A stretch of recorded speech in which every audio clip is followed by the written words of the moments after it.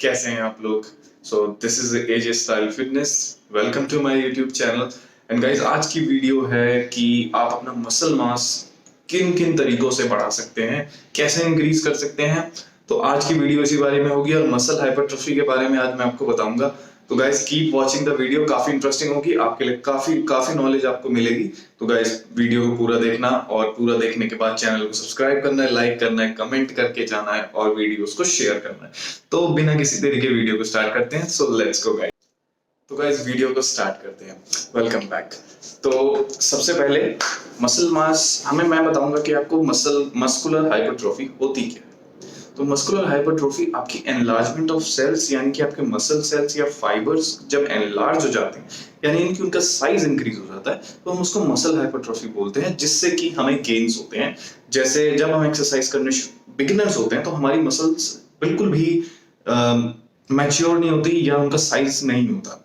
तो जैसे जैसे हम एक्सरसाइज करते जाते हैं तो वैसे वैसे हमारी मसल का साइज इंक्रीज होता रहता है, तो उसे हम हाइपरट्रोफी बोलते हैं। तो ये हो गई हाइपरट्रोफी क्या होती है। और प्लीज इसको हाइपरप्लेसिया से मत कंफ्यूज करना। वो नंबर ऑफ सेल्स इंक्रीज होती है, यहाँ पे नंबर ऑफ फाइबर्स इंक्रीज नहीं हो रहे हैं। सो आपके फाइबर्स हैं प्रेजेंट, उनका साइज इंक्रीज हो रहा है। That depends on your genetics too and your diet and your exercise plan you are following. तो ये सब चीजें उन पर डिपेंड करती है। तो सबसे पहली चीज होगी हाइपरट्रोफी क्या होती है। दूसरी चीज मैं आपको बताता हूँ कि आपको मेनली स्टार्ट कैसे करना है। आपको एक्सरसाइज सब कंफ्यूज रहते हैं, लो रेप रेंज और हाई रेप रेंज क्या करें, किससे मसल मास ज्यादा इंक्रीज होगा, कंफ्यूजन रहता है। वो अपने ट्रेनर से पूछते हैं, ट्रेनर आपको नॉर्मली बता देता है, बट ज्यादातर ट्रेनर्स को नॉलेज नहीं है क्योंकि वो सर्टिफाइड नहीं है। तो ये मैं आपको बता रहा हूँ आज कि आपको क्या रेप रेंज रखनी चाहिए और शुरुआत कैसे करनी है। तो सबसे पहले अगर आप बिगिनर भी हैं या आपको काफी टाइम हो गया है, आपको ठीक से नहीं पता कि आपको क्या करना है, तो आपको अपना 1 रैप मैक्स देखना है, 1 RM। वो देखना है सबसे पहले कि आप अपना हैवी वेट से एक रेप कितना हैवी जा सकते हो। वो आपको बेंच प्रेस या कोई भी एक्सरसाइज हो, आप बेंच प्रेस पे जाओ, अपना वेट लगाओ, आप देखो अब वो बिना सपोर्ट के आप एक रेप कितने वेट में निकाल सकते हो। तो वो आपका 1 रेप मैक्स हो गया। अब उसका आपको 75 to 80% जाना है एक्सरसाइज करते हुए। और उसकी रेप रेंज क्या है? उसकी रेप रेंज है जो ऑप्टिमल जो रेप रेंज है, जो काफी क्लिनिकल ट्रायल्स और काफी स्टडीज के बाद पता लगी है, वो है 6 to 12 रेप रेंज। आपको हर सेट में 6 to 12 रेप रेंज के बीच में अपने वेट जो 1 रेप मैक्स के 80% मैक्स जाना है। 80% वो आप निकाल लेना। जैसे 100 है तो उसका 100 kg आपका मैक्स है, 1 रेप मैक्स, तो आप उसका 80% निकाल लें।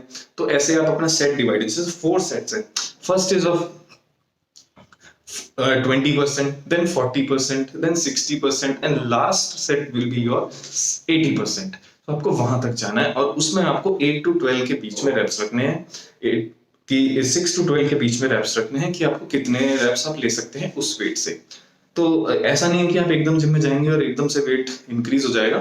टाइम लगता है वेट इंक्रीज होने में, धीरे धीरे वेट इंक्रीज होगा। तो पेशेंस रखना बहुत जरूरी है। तो ऐसे आपका सबसे पहले ये होगा कि क्या रेप रेंज होगी। और इस रेप रेंज में ये भी स्टडीज में मिला है कि ग्रोथ हार्मोन और insulin growth like factor and testosterone के लेवल ज्यादा इंक्रीज हुए हैं। जी हाँ, ज्यादा इंक्रीज हुए हैं। तो वो चीजें हमारे muscle building and hypertrophy process में, मसल मास में हमारा जो पार्ट करते हैं, जो मेन पार्ट होता है, जो हमारी एक्सरसाइज है और ये 3 हार्मोन्स, ये मेनली हमारे मसल मास को इंक्रीज करने में बहुत ज्यादा हेल्प करते हैं। तो ये इनका इंक्रीज होना बहुत ज्यादा जरूरी है। और तीसरी चीज हो गई कि फाइबर्स। 2 टाइप के फाइबर्स होते हैं हमारी मसल्स के अंदर, slow Twitch fibres and fast Twitch fibres. तो जो स्लो ट्विच फाइबर्स होते हैं, अगर जैसे कि लोगों को आपको देखा होगा कि 15 रेपिटेशन से भी ऊपर वो जब निकालते हैं, मैंने तो कई में जिम में भी देखा है कि वो करते ही रहते हैं, वो तीनों सेट ना एक ही बार में कर लेते हैं खत्म। तो जैसे कि उन्हें 3 सेट दिए 15 रेप्स के, तो वो 45 रेपिटेशंस एक ही बार में, तो हो गए मेरे 3 सेट। ये तरीका मैंने देखा है। काफी जो बिगिनर्स होते हैं ये काफी मिस्टेक करते हैं क्योंकि उन्हें नहीं पता कि हम टाइम, पॉज, वेट कितना लेना है, इन चीजों का उन्हें कोई मतलब नहीं है। उन्हें सिर्फ अपना जाना है, वेट ऐसे करना है, बस खत्म। तो slow Twitch fibres and fast Twitch fibres की मैं बात कर रहा था। स्लो ट्विच फाइबर्स वो हमारे जो हाइपरट्रॉफी प्रोसेस में है वो इतना ज्यादा इंक्रीज नहीं होती उनके अंदर, जो वो सिर्फ हमारे इंड्योरेंस बनाने के लिए है कि जो एरोबिक एक्सरसाइज है यानी कि कार्डियो जो एक्सरसाइज है उसमें वो इन्वॉल्व हो जाती हैं। जब हम हाई रेपिटेशन या ऐसी चीजें कर रहे होते हैं तो वो एरोबिक एक्सरसाइज में आ जाती हैं। तो दूसरा हो गया फास्ट ट्विच फाइबर्स, जो कि सबसे ज्यादा परसेप्टेबल हैं हाइपरट्रॉफी के। तो हमारा जो मेन फोकस है, अगर हमें मसल मास बढ़ाना है तो उन पे होना चाहिए, और उसमें हमें जो रेप रेंज है वो कम होती है, यानी कि moderate 6 to 12 is the best rape range, क्योंकि वो उनको ही टारगेट करते हैं। दैट इज एनारोबिक, जो एनारोबिक एक्सरसाइजेज होती हैं जिसमें हम हाई वेट लेते हैं, रेप रेंज मॉडरेट रखते हैं, वो ज्यादा होता है। और अगर हम एक चीज और, कुछ लोग मैंने देखा है कि वो 3 reps 4 reps भी लेते हैं, मैंने भी लिए हैं, मैंने भी ये गलतियां करी हैं, उन्हीं से मैं सीखा हूं, तभी मैं आप लोगों को बता रहा हूँ। तो उसमें आपको क्या करना है, आपको 6 से नीचे नहीं लेना है। 6 से नीचे आप लेंगे तो आपके जो लैक्टिक एसिड रिलीज होता है मेनली, तो वो रिलीज नहीं होगा। लैक्टिक एसिड रिलीज होने से क्या होता है, वो आपके मेनली हेल्प करता है ग्रोथ हार्मोन और टेस्टोस्टेरोन के लेवल को इंक्रीज करने के लिए, आपको एनाबॉलिक स्टेज में लाने के लिए, ना कि कैटाबॉलिक स्टेज में लाने के लिए। तो ये चीज आपको एक ध्यान रखनी होगी कि आपको 6 to 12 के रेप रेंज के बीच में ही रहना है। तो उस रेप रेंज में आप बेस्ट आपका मसल मास इंक्रीज होगा, बेस्ट आपको रिजल्ट मिलेंगे, विद इन अ मंथ्स आपको रिजल्ट मिलने शुरू हो जाएंगे।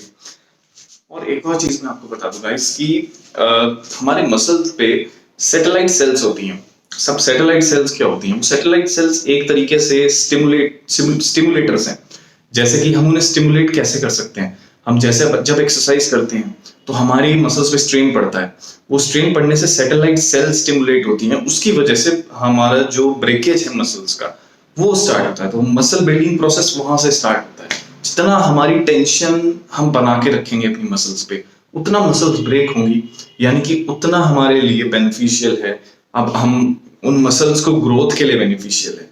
तो सैटेलाइट सेल्स का ये काम है, और ये सैटेलाइट सेल्स ज्यादा से ज्यादा स्टिमुलेट होती हैं 6 to 12 रेप रेंज के बीच में। ये काफी स्टडीज में मैंने देखा है और हमें पाया गया है ये काफी स्टडीज में। और ये तो हो गई रेप रेंज के बारे में, यानी कि इंटेंसिटी के बारे में। अब बात करते हैं वॉल्यूम के बारे में। तो वॉल्यूम क्या होनी चाहिए? वॉल्यूम का मतलब यानी कि आप कितने सेट्स लगाएंगे। और तो एक स्टडी के हिसाब से स्क्वाट्स में मैं आपको बता रहा हूं कि जब हम 4th हमारा सेट होता है, उसके बाद हमारी जो मसल हाइपरट्रॉफी है वो ज्यादा इंक्रीज होती है, यानी कि वो ज्यादा इन्वॉल्व होती है।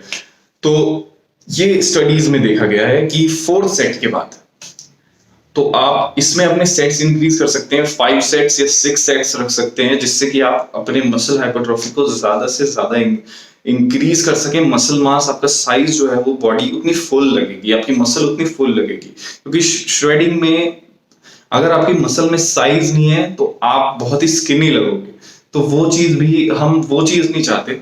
तो आपकी मसल में साइज होना चाहिए, फुलनेस होनी चाहिए आपकी श्रेडिंग के साथ। सो वो चीज तब आपकी बॉडी जो है वो अच्छी लगेगी, ज्यादा बेटर लगेगी, आप स्किनी नहीं लगोगे। तो इसलिए हम मसल मास इंक्रीज करते हैं। तो ये हो गए वॉल्यूम। तो और ये नहीं है कि आपको वॉल्यूम इंक्रीज करने के लिए आप हर एक्सरसाइज में आप 6 सेट्स लगा रहे हैं, वो ओवर ट्रेनिंग हो जाएगी। ओवर ट्रेनिंग के बहुत नुकसान है। ओवर ट्रेनिंग आपको कैटाबॉलिक स्टेट्स में पहुंचा देती है, यानी कि आपकी प्रोटीन ब्रेक डाउन होना शुरू हो जाता है, आपकी मसल ब्रेक डाउन शुरू हो जाती है, और आपके ग्रोथ हार्मोन और टेस्टोस्टेरोन के लेवल डिक्रीज हो जाते हैं। तो आपको उस स्टेट में नहीं जाना है। ओवर ट्रेनिंग सिर्फ एक चीज में बेनिफिशियल है, जब आपका प्लेटू फेस होता है, यानी कि आप मसल जो है, मसल का साइज इंक्रीज नहीं हो रहा, वो कॉन्ट्रैक्ट नहीं हो रही है, यानी कि उस पर आप स्टिमुलेशन इतना नहीं कर पा रहे, अब वो कांस्टेंट हो गई है, उसकी ग्रोथ नहीं हो रही है। तो उस चीज को ब्रेक करने के लिए, अपने प्लेटू फेस को ब्रेक करने के लिए आप ओवर ट्रेनिंग एक बार कर सकते हैं। ये आपको रेगुलर ओवर ट्रेनिंग नहीं करनी है, क्योंकि वो आपकी मसल्स को ब्रेक डाउन कर देंगी। तो दूसरी हो गई वॉल्यूम। अब बात करते हैं कि रेस्ट टाइम कितना होना चाहिए आपके वर्कआउट के बीच में। तो जो लो होता है वो 30 सेकंड्स होता है, कि 30 सेकंड्स में ज्यादातर लोग करते भी होंगे कि 30 सेकंड्स में आपको अपना अगला सेट करना है। बट स्टडीज में ये पाया गया है कि जब हम 1 मिनट से ज्यादा अगर टाइम लेते हैं तो हमारी जो रिकवर है, हमारी मसल दूसरा सेट करने के लिए पूरी रिकवर हो जाती है। तो 1 मिनट का आप टाइम जरूर ले। तो ऑप्टिमल आपके लिए क्या है, 60 टू 90 सेकेंड्स। 60 टू 90 सेकेंड्स आपके लिए बेस्ट है। ये बेस्ट रेस्ट टाइम है आपको अपने मसल मास को गेन करने के लिए, और आपकी जो मसल है वो रिकवर हो जाएगी नेक्स्ट सेट के लिए। तो आप अपने नेक्स्ट सेट में और अच्छे से वेट को उठा सकते हैं, पुश कर सकते हैं अपने आप को। और जो मैक्स होती है वो 3 मिनट्स होती है, और 3 मिनट से ज्यादा 3 टू 4 मिनट्स होती है। वो मेनली पावर लिफ्टर्स के लिए यूज होता है। कभी भी बॉडी बिल्डिंग में पावर लिफ्टर्स को मिक्स मत करिए। जो बॉडी बिल्डिंग होती है उसमें हम अपनी बॉडी को बिल्ड करने यानी कि स्कल्प्ट कर रहे हैं। जैसे स्कल्पचर होता है, एक जो पत्थर पे बनाते हैं मूर्तियां, वो अपनी बॉडी को अच्छे से, मूर्ति को अच्छे से कट करते हैं। उनका मेन ये फोकस ये नहीं होता कि मूर्ति कितनी बड़ी है, उनका मेन फोकस ये होता है कि जो बारीकियां हैं, जो शार्पनेस है वो होनी चाहिए। तो आपकी बॉडी में भी आपको बिल्ड करनी है वो चीज, आपकी मसल जो है वो शार्प होनी चाहिए, क्लियर होनी चाहिए। तो ये पावर लिफ्टर क्या है, at the other hand power lifter वो अपने बॉडी को बिल्डिंग कर रहा है, वो सिर्फ बॉडी जो वेट है उसको लिफ्ट करना है। जो पावर लिफ्टिंग कॉम्पिटिशंस होते हैं उनमें उन्हें maximum amount of weight lift करना है। तो उनका जो वर्कआउट स्टाइल है वो कम रेपरेज और काफी हैवी होता है। तो वो मसल मास को इंक्रीज या हाइपरट्रोफी को उतना इंक्रीज नहीं करता। तो इसलिए अब ये बात हो गई कि आपको कितने, और इसके बाद आपको रेस्ट सबसे ज्यादा जरूरी है। आपने मसल्स ब्रेक करे हैं तो आपको रिकवरी की बहुत ज्यादा जरूरत है। तो 7 टू 8 आवर्स की स्लीप आपको लेनी ही लेनी है। 8 टू 10 आवर्स की स्लीप होती है। अगर आपको मैक्सिमम ग्रोथ चाहिए तो उसके लिए आपको 8 टू 10 आवर्स की स्लीप बहुत जरूरी है, क्योंकि आपको जितना ज्यादा आप डीप स्लीप में होंगे उतना आपका टेस्टोस्टेरोन का लेवल और ग्रोथ हार्मोन का लेवल इंक्रीज होगा।